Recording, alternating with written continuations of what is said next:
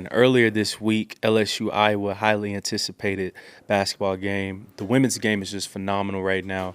I grew up a diehard USC Trojans fan, so man, seeing Juju Watkins doing everything that she's doing as well, it's like seeing love in basketball. And man, I had been saying that all year, and then now seeing on Twitter that people are sharing that same sentiment is hilarious to me. But the LSU Iowa game is a real microcosm of what America is.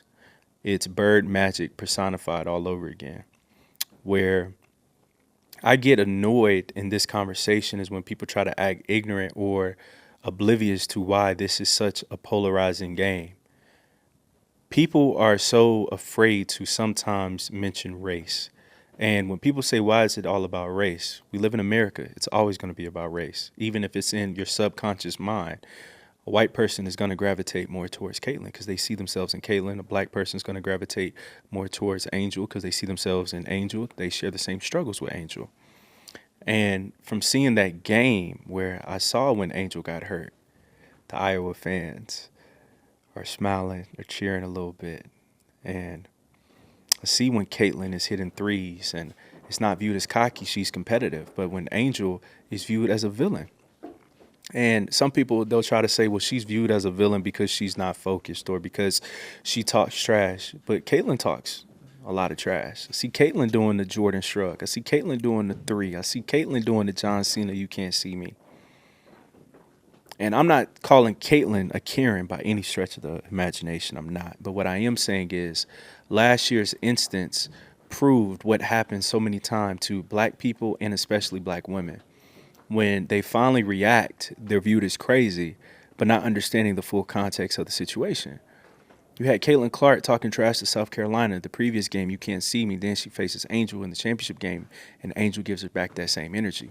If you dish it, you got to take it. Angel dished all the trash talking throughout the year, and when it was time to take it, she showed great sportswomanship in that moment, sportsmanship of shaking Caitlin's hand, saying, great game, go win it. So this whole narrative about Angel cannot be pushed further because she just went against that. Now, when you tell me that it's not about race, when I pull up a LA Times article that calls them the dirty debutantes and that they're the villains of women's college basketball, but then UCLA is America's team, and it's a predominantly white team, is that not about race? What makes them the quote-unquote dirty debutantes? Even that term dirty has to deal with blackness. Blackness, if you look it up in the dictionary, deals with filth, being evil.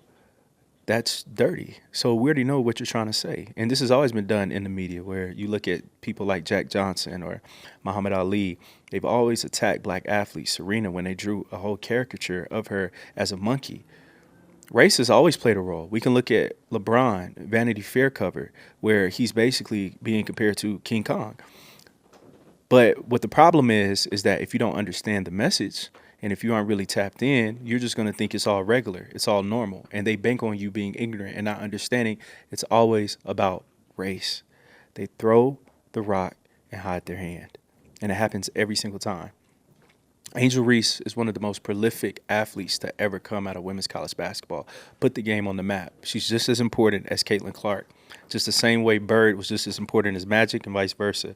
You needed both of them. But to go to the full extent of calling them dirty debutantes and having an entire article making them out to be villains, Emmanuel Acho, his comments especially, and I think Emmanuel Acho, I'm going to try to find his comments, but Acho, my quarrel with Emmanuel Acho, and I think what a lot of people don't talk about is Emmanuel Acho doesn't share the same experience as black Americans. So when you're talking about somebody from Nigerian descent who's first generation in America, he's not going to understand the entire importance of staying on code. What do you mean about staying on code? He doesn't understand who his enemy is. He thinks that white America is his friend because he's been taught that. 9 times out of 10 in his house, he's been taught that African Americans are lazy, African Americans are problematic, and we aren't where we're supposed to be because we don't work hard enough. And this goes back to that earlier conversation about Beyonce, Cowboy Carter. All of this all connects. And ironically, he's from Texas. So think about how crazy that is, where you talk about things like Juneteenth, you talk about things like the Cowboys, which are all black origins, not understanding that we created all of this. But Acho is thinking if I come inside FS1, and I'm a good boy, and I show white corporate America I can be trusted and that I'm safe, I'm going to make this bag. We got to look at the receipts. LSU Iowa has exposed so many people and so many things. The owner of Barstool Sports last year, when he was talking about Angel, derogatory terms towards black people, Gillian Wallow even had to check him. But I'm like, in that moment, that's why ownership is so important. Me personally, in that moment, I don't care how much money you're paying me. If you own this platform and if I'm partnering with you, if you talk about my people in that manner, I'm not doing business with you no more. Cut the contract, cut the deal. We do the same thing with the Jewish community. Once you say something towards them that they don't like, they don't care how much money y'all got tied in together, I'm out because I got to stay on code. So we need that same energy, especially when it comes towards our black women. So back to Acho. So Acho, before we even talk about his comments, we got to look at a person's character. Acho is the same person that started a podcast series interviewing white police officers talking about bridging the gap. The brother is lost, bro. The moment that we even start with that. But for me, I felt offended because just keeping it a buck with you, your family wasn't even here to even understand our complicated relationship with the police to begin with. I can't fly to Nigeria and talk about Nigerian issues like I'm this authoritative person to even talk about that to begin with. So to see you try to have conversations with white cops and saying that we have to understand them too is very problematic. And Van Lathan actually checked him on this on his podcast. So I'm not tripping. But our problem is we don't call these things out and understand the context behind every situation. So this is the same man that had white cops on trying to reason with them. And honestly, I'm in this current space in my life. Well, we got Malcolm behind us. We got Nip around us. Like, people don't understand black energy and of everybody's not your friend. John Henry Clark said that. Black Americans have no friends. And that's just a harsh reality.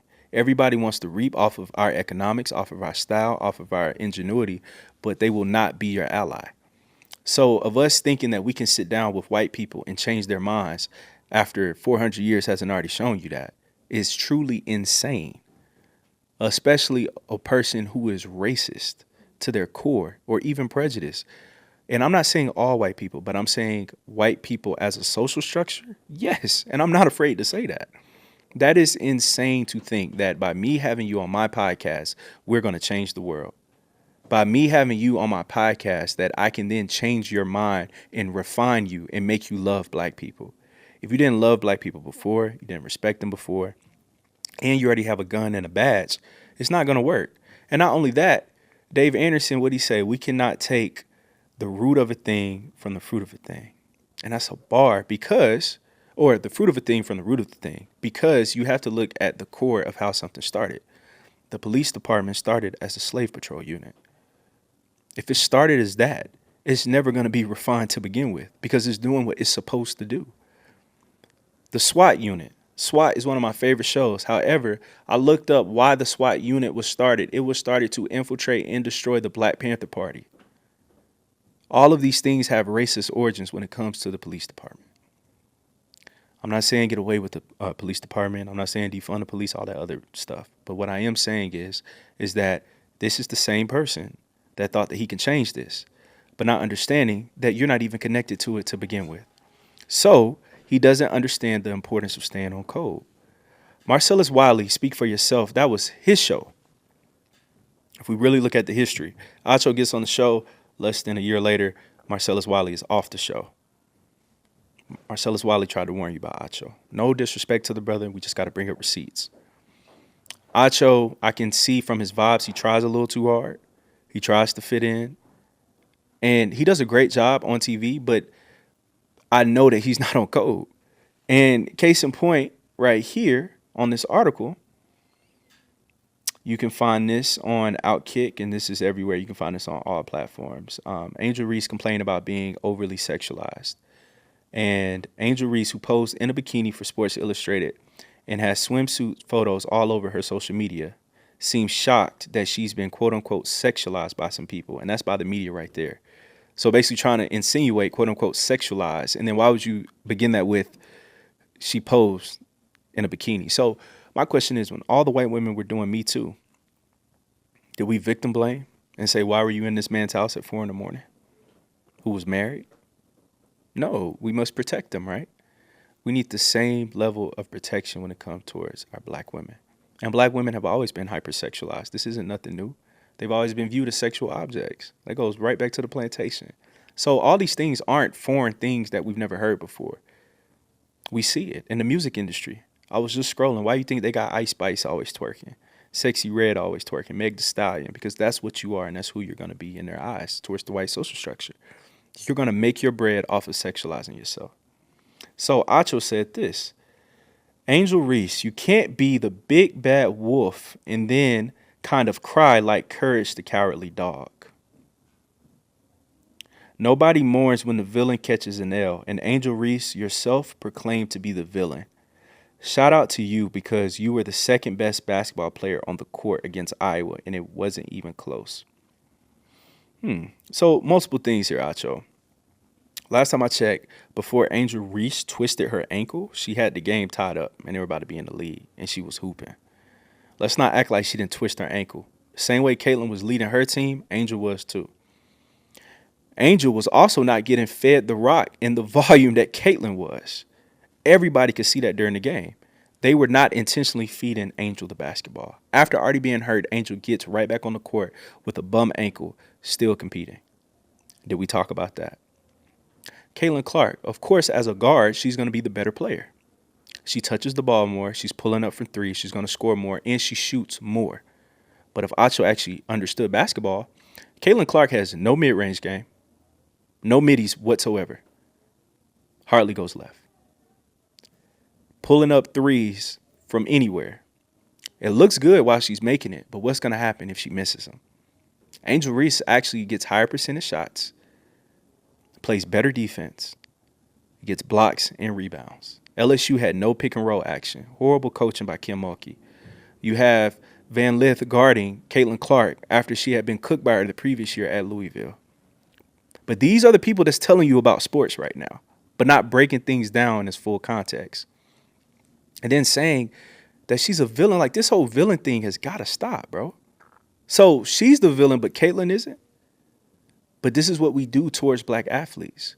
We have to be humble, meek, and mild. That's why y'all didn't like Ali. Y'all can say y'all love Ali now, but y'all didn't start liking him until he had Parkinson's, until he wasn't the same Ali. Because when he was telling you that he's not going to fight in the Vietnam War and that y'all are his enemy, and when he joined the Nation of Islam, well, you see him with Malcolm X, the Honorable Minister Farrakhan, Elijah Muhammad. When you start seeing him around these people, oh, he's a problem. Jack Johnson, he wasn't humble. He was knocking white men out in the early 1900s and then sleeping with their women and driving fancy cars. Can you imagine how disrespected that they felt? They weren't humble. Y'all didn't even like Kobe, if we really want to be real. Why? Oh, he's a ball hog. He's selfish. He's all of this. No, he knew how much work he put in. Y'all want us to be humble. Y'all want for us to be grateful just to be in the space, in the room, not understanding that y'all have a room and a whole arena to begin with because of black bodies, if we really just keeping it a buck. Y'all love Caitlin Clark so much because she's one of a few. Just really being real. That's why you love Bird. The great white hope. That's right, Zay. That's why y'all love them. Y'all love them because of your mediocrity. If we really just gonna have a real conversation. Because for every Caitlin Clark, I can name 5 more Angel Reeses. But what the problem is, once that black person, I would say the great black scare is a threat to the great white hope, then it's a problem. LSU was a problem. Y'all were worried. But what I can't wait for is potentially if Iowa plays South Carolina. And I want to see Don Staley do that work. And I want to see all the people who have that prejudice in the stands from Iowa with tears in their eyes. Because we have to be 2 times as better, and then we have to be 2 times as better as people as well after beating you. Because if I'm not, I'm viewed as cocky. I'm viewed as ungrateful. But Angel earned everything, and she played her heart out on that floor. And for Acho to go out of his way to say those disparaging comments It's not cool. But this isn't his first slip up. During this year, and Cat, he tried to warn us, but man, it's the year of exposure, the year of revelation, and the year of truth. If you aren't towards our goal of understanding, if you have a microphone, if you're on national television, I got to move in a certain way as a black man, as a black woman. I'm not saying don't be objective. I'm not saying don't report the news, but I'm not going to go out of my way to disparage my people, especially when it doesn't make sense and when it's not even necessary. But these people are doing this stuff for clicks and views. These people are doing this stuff for clout.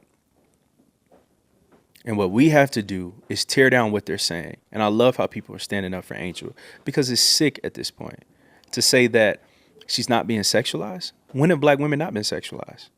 Please explain to me. I'll sit and wait. Because other races, especially white women, they can do things and be more sexual, and it's viewed as sexual liberation. As a black woman, oh, she's a hoe.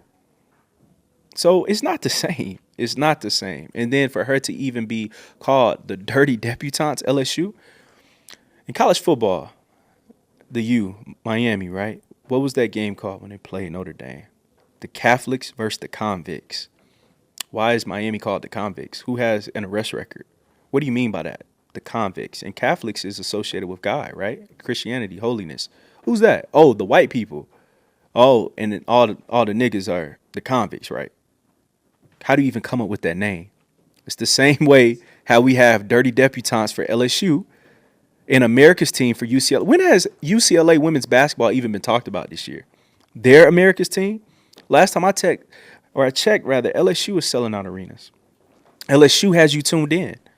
LSU has Flau'jae. LSU had Angel, Van Lith, Powell. Like, they got names, bro. Bringing names. USC, Juju, bringing firepower. Caitlin Clark, even give it to her. But UCLA is America's team now? No. White America was rooting for them to beat LSU.